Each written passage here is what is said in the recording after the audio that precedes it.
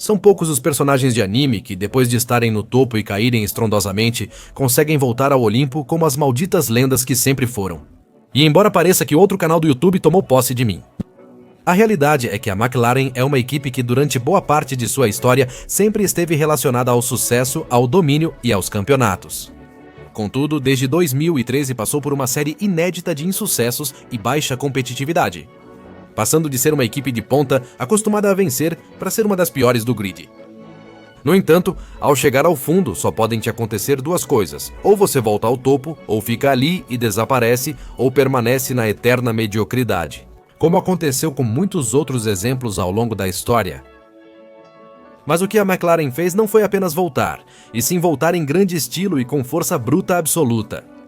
Atualmente, eles reconquistaram o título de campeões de construtores e em 2025 continuam sendo a força dominante do grande circo, rumo ao seu segundo campeonato de construtores consecutivo e ao primeiro título de pilotos desde o ano de 2008, senhoras e senhores. É hora de te contar como esse time ressurgiu das cinzas, como voltou a ser uma equipe digna do seu enorme legado? E por quê?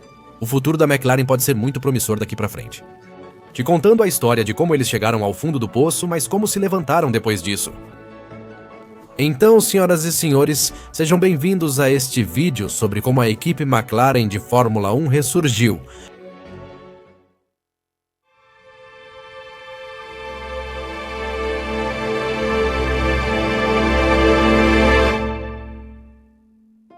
Para entender esse relato, é preciso conhecer o contexto histórico que envolve a segunda equipe com mais vitórias na Fórmula 1. Apenas atrás da escuderia Ferrari, a equipe McLaren F1 foi criada pelo neozelandês Bruce McLaren em 1966. Um entusiasta da velocidade que, após uma relação ruim com a equipe Cooper, quis formar sua própria estrutura para competir no principal circuito do automobilismo.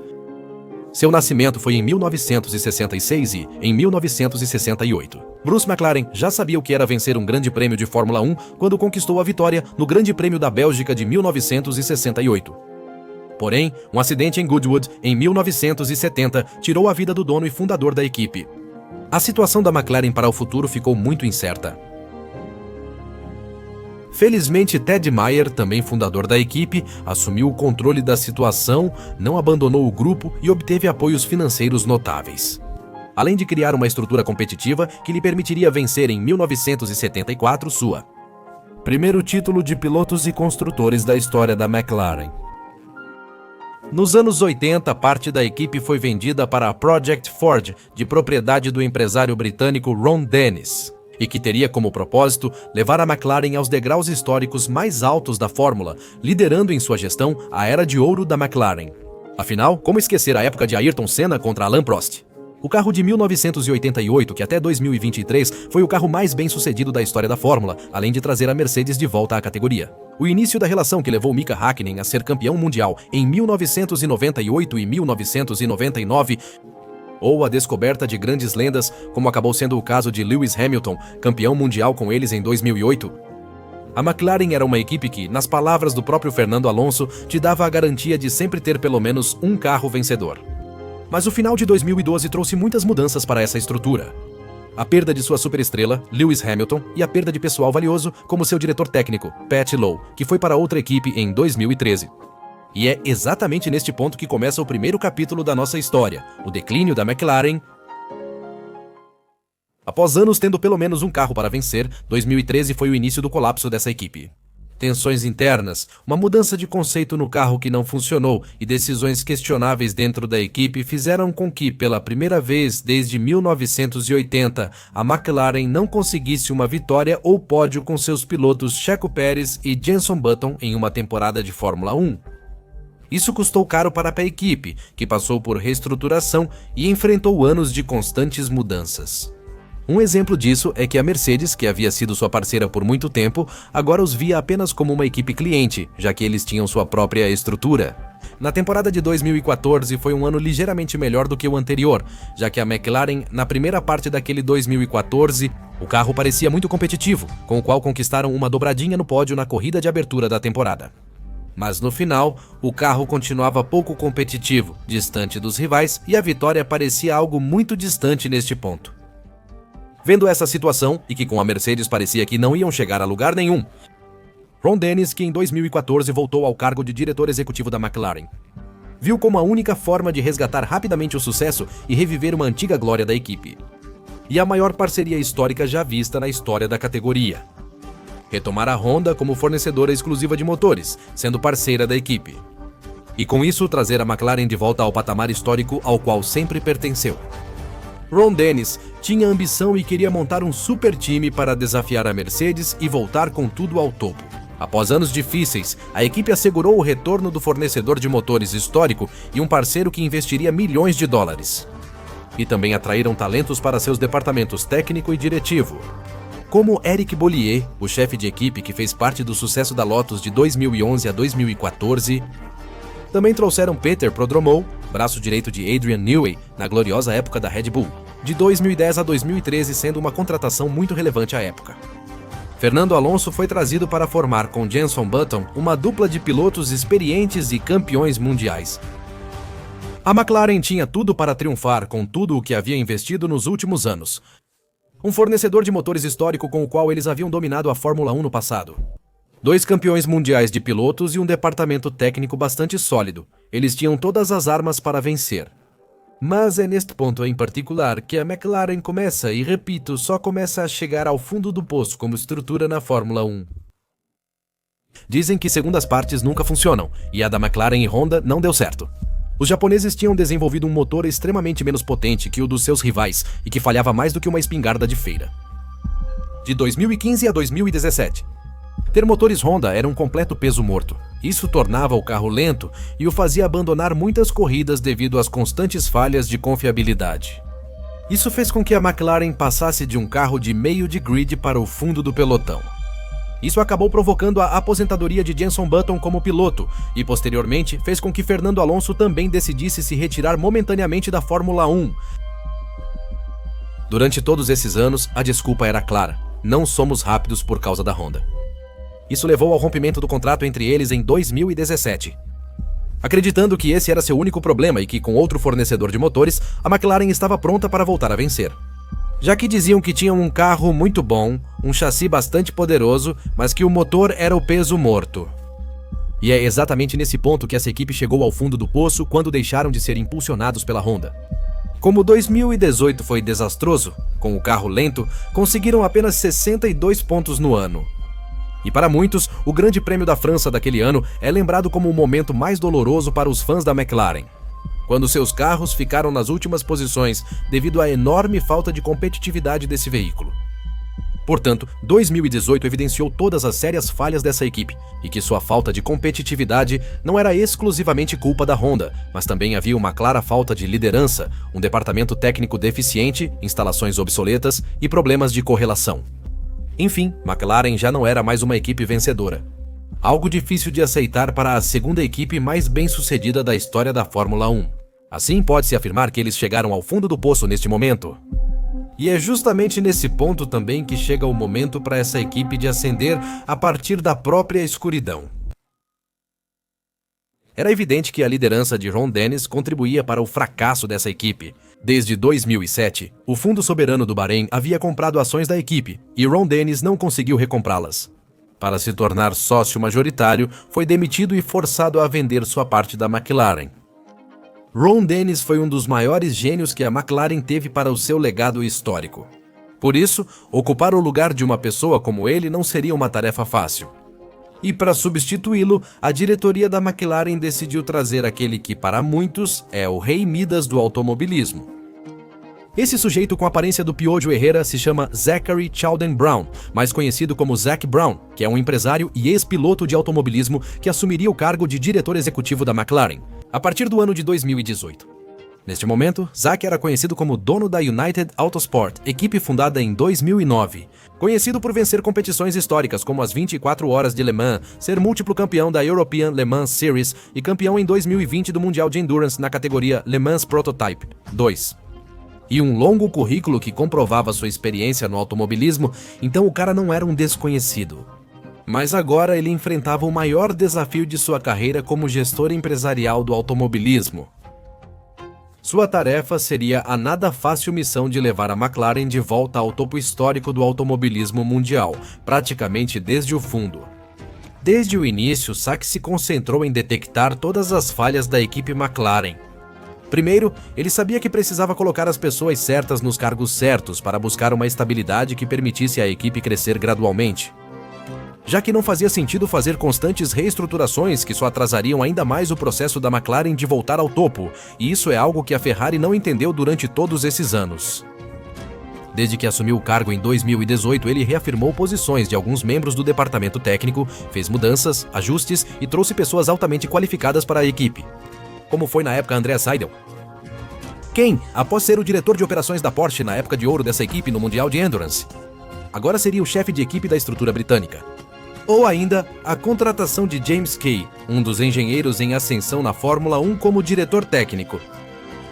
Ele também identificou que havia um enorme atraso nas instalações, principalmente na fábrica, no túnel de vento e no simulador. Assim, ele investiu em novas instalações, mais modernas e tecnológicas, à altura de seus principais concorrentes. E na questão dos pilotos, Southground decidiu apostar em uma combinação com a Academia de Talentos da McLaren, promovendo um de seus protegidos daquela época, Lando Norris, e pilotos experientes como Carlos Sainz e Daniel Ricciardo. E essas mudanças logo se mostraram acertadas por parte do Piocho Herrera. Desde 2019, a competitividade do time aumentou drasticamente, encerrando 2019 como a quarta equipe do ano, obtendo seu primeiro pódio no Grande Prêmio do Brasil, quase 6 anos após o último na Austrália, em 2014. Mas o desempenho da McLaren continuou melhorando em 2020 e 2021, consolidando sua posição. A colheita de pódios continuaria. Os resultados na tabela de construtores permaneceriam positivos, com um terceiro lugar entre os construtores em 2020. E em 2021 terminaram na quarta posição. E nesse ano, em particular no Grande Prêmio da Itália, McLaren voltou a saber o que era voltar a sentir. Uma equipe vencedora ao conquistar a vitória no Grande Prêmio da Itália com uma dobradinha, liderada por Daniel Ricciardo e Lando Norris. A gestão de Zac Brown estava sendo boa, e as coisas pareciam estar aos poucos caminhando para o objetivo almejado pela McLaren. Mas ainda assim, esse caminho não estaria livre de problemas, já que de 2021 até 2023... também sofreram com a perda de pessoal importante, como Andrea Seidel, que liderou sem sucesso o projeto da Audi. Também sofreram a perda de James Kay como diretor técnico, que acabou sendo demitido. A McLaren também contratou e depois descartou funcionários, como David Sanchez, que durou apenas alguns dias na equipe, e Daniel Ricciardo, que substituiu Carlos Sainz, que foi para a Ferrari. A contratação de Ricciardo pela McLaren fracassou, pois ele não conseguiu mostrar o mesmo nível competitivo de seus melhores anos na Fórmula 1. Além disso, o início de 2022 prometia ser o começo de uma nova era para a McLaren. Isso, com a mudança no regulamento e os carros com efeito solo. Começou da pior maneira possível, com uma McLaren que tinha um grave problema nos freios que os prejudicou nas primeiras corridas. Daquele 2022 onde? Eu acho que muitos se lembram do resultado patético do Grande Prêmio do Bahrein, onde foram uma equipe da parte de baixo da tabela. Eles foram os piores naquele Grande Prêmio. Exatamente pelos problemas que essa estrutura estava causando. Mas diante da adversidade, McLaren não desistiu e não se deixou abater por essa fase ruim, começando a fazer vários movimentos bastante interessantes que começaram a reforçar a equipe e que ajudaram em seu crescimento contínuo. Primeiro deram o cargo de chefe de equipe ao talentoso André Stella, já que Zac Brown confiava que ele era o homem certo para esse cargo, abandonando assim seu cargo de chefe de operações de corrida, sendo uma das figuras mais importantes da McLaren atualmente. Também tiraram da Alpine um diamante bruto como piloto, vindo de sua academia de pilotos, como foi o caso de Oscar Piastri, prometendo a ele um assento, que foi justamente o que a Alpine não deu e que abriu a janela que permitiu a contratação pela McLaren, para que ele começasse a competir em 2023. Além disso, reforçaram o departamento técnico com profissionais talentosos de outras equipes. E um deles, e provavelmente a contratação mais importante para essa estrutura, foi a do engenheiro Rob Marshall, vindo do departamento de engenharia da Red Bull, para assumir o cargo de diretor técnico. Um mestre em sua área, especialmente conhecido por ser um gênio que explora como poucos as brechas do regulamento. Com todas essas mudanças positivas para o time, só faltava uma coisa para acontecer, e era uma das mais importantes para voltar a ser uma equipe vencedora na Fórmula 1. Eram essas novas instalações, a fábrica, o túnel de vento e o simulador, que era tudo o que a McLaren precisava para estar pronta para competir. Essas instalações chegaram em 2023, ano que começou com a equipe britânica pouco competitiva. Mas uma vez que essa última peça do quebra-cabeça estava pronta e com um pacote de atualizações excepcional a partir do Grande Prêmio da Áustria, a McLaren estava de volta. Com um pacote de melhorias, o carro deu um salto súbito de desempenho e passou de ser uma equipe de meio de tabela a já brigar com a Ferrari e a Mercedes para ser a melhor do resto atrás da Red Bull. E o trabalho não terminaria aí, pois seu departamento técnico, mostrando sua grande habilidade, brilharia novamente em 2024, onde após o pacote de melhorias de Miami, a McLaren não tinha apenas um carro rápido, mas também um carro para vencer. Apesar de não conquistarem o título de pilotos, obtiveram 6 vitórias e 15 pódios na temporada. Todas essas mudanças culminaram na conquista do 9º título de construtores. Ao final do Grande Prêmio de Abu Dhabi daquela temporada, onde a McLaren havia demonstrado que seu departamento técnico era completamente excepcional. Cada atualização que colocavam no carro funcionava, algo que com os complexos carros de efeito solo era algo muito difícil de acontecer. E que outras equipes já haviam sofrido ao colocar atualizações que, em vez de trazer desempenho, acabavam tirando, como era o caso da Ferrari, Aston Martin ou Red Bull McLaren. Por outro lado, cada peça que colocavam nesse monoposto trazia desempenho, fortalecia seu domínio e seria apenas a base do que teríamos em 2025. O que todos sabem que está acontecendo, que neste ano eles não têm apenas um carro vencedor, têm um carro dominante. Onde venceram 9 das 12 corridas desta temporada sem que nenhum outro carro tenha sequer conseguido acompanhar de forma constante durante toda a temporada. O carro deste ano tem uma habilidade de gerenciamento de pneus extrema, digna de um departamento técnico que estudou um problema de 2022 e o transformou em uma de suas maiores virtudes, que até agora nenhuma outra equipe consegue igualar e, evidentemente, com toda a vantagem que tem, serão campeões de construtores, e disso não tenham a menor dúvida. A grande questão da temporada de 2025 é se o campeão de pilotos será Oscar Piastri ou Lando Norris. Porque nenhum outro piloto consegue manter de forma constante os resultados que a equipe McLaren tem. E onde seus 2 pilotos dispararam em pontos em relação ao seu principal perseguidor, o neerlandês e tetracampeão mundial, Max Verstappen. Em suma, o ressurgimento da McLaren se deve principalmente à liderança. Zac Brown soube exatamente quais mudanças eram necessárias e o pessoal que precisava. E soube como colocar as pessoas certas nos cargos certos para dar à equipe o ressurgimento histórico que tanto merecia. Após os múltiplos fracassos que a McLaren teve entre 2011 e 2010, a equipe poderia ter caído no esquecimento, como outras que passaram do sucesso ao fracasso e nunca conseguiram ressurgir. Mas foi justamente a capacidade de liderança da McLaren, a estabilidade e o pessoal correto que permitiram a McLaren ressurgir das cinzas e voltar ao seu lugar histórico, como um dos maiores do grid. Foi uma reestruturação que levou 6 anos para o pessoal de Woking fazer funcionar, mas que encontrou no caminho não apenas liderança, mas também estabilidade, talento, pessoal altamente capacitado e um departamento técnico completamente insano, que construiu um carro dominante, assustando muito em relação ao que podem conquistar nos próximos anos. Porque se para esta temporada eles conseguiram tal nível, para 2026, com a mudança no regulamento, com a grande vantagem que tiveram neste 2025, que lhes permitiu focar muito do seu tempo e recursos nos carros das próximas temporadas, com o departamento técnico que tem e provavelmente o que se comenta que será o melhor motor do grid, não se surpreendam se 2025 é apenas o início de uma nova e dominante era McLaren.